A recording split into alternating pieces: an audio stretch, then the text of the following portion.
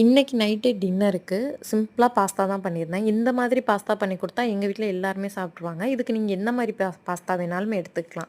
First பாஸ்தாவ சுடுதண்ணீல உப்பு போட்டு நல்லா வேக வச்சு எடுத்துக்கோங்க. அத வேக வச்சு தனியா எடுத்து வச்சுடுங்க. 70% குக் ஆனா போதும். அதுக்கப்புறம் இன்னொரு கடாயில எண்ணெய், பட்டர் சேர்த்து பொடியா நறுக்குன வெங்காயம், பொடியா நறுக்குன பூண்டு சேர்த்து நல்லா வதக்கிட்டு, அதில உங்களுக்கு என்ன வெஜிடபிள்ஸ் வேணாலுமே நீங்க சேர்த்துக்கலாம். இன்னைக்கு நான் கேரட் மட்டும் தான் எடுத்திருக்கேன்.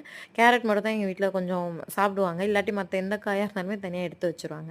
அதனால கேரட் மட்டும் சேர்த்து நல்லா வதக்குனதுக்கப்புறம், தக்காளி எடுத்து மிக்ஸியில அடிச்சு பியூரி மாரி எடுத்து அதையும் ஆட் பண்ணியிருக்கேன்.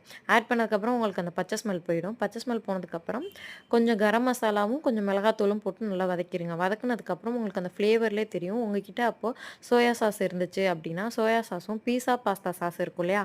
அதையும் சேர்த்துக்கலாம். இது ஆப்ஷனல் தான். இது இல்லாட்டியுமே நல்லாயிருக்கும். பட் இது சேர்த்தாலும் இன்னும் கொஞ்சம் நல்லாயிருக்கும். இத சேர்த்ததுக்கப்புறம் நல்லா வதக்கிடுங்க. வதக்குனதுக்கப்புறம் உங்களுக்கு அந்த ஸ்மெல்லு நல்லா தெரியும்.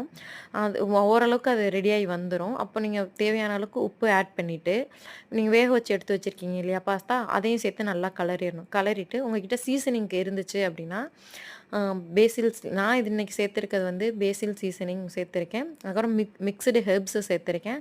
அதுக்கப்புறம் பாஸ்தாவோட சீசனிங் சேர்த்துருக்கேன். இது எல்லாமே நல்லா சேர்த்துட்டு, அதுக்கப்புறம் நீங்க வேக வச்ச பாஸ்தாவையும் சேர்த்தரணும். சேர்த்து நல்லா கிளறி எடுத்துட்டீங்க அப்படின்னா, சிம்பிளா சாப்பிட்றதுக்கு நல்ல ஃப்ளேவர்ஃபுல்லா நம்ம ஊர் ஸ்டைல்ல இருக்க பாஸ்தா ரெடி ஆயிடும். என்ஜாய் பண்ணுங்க.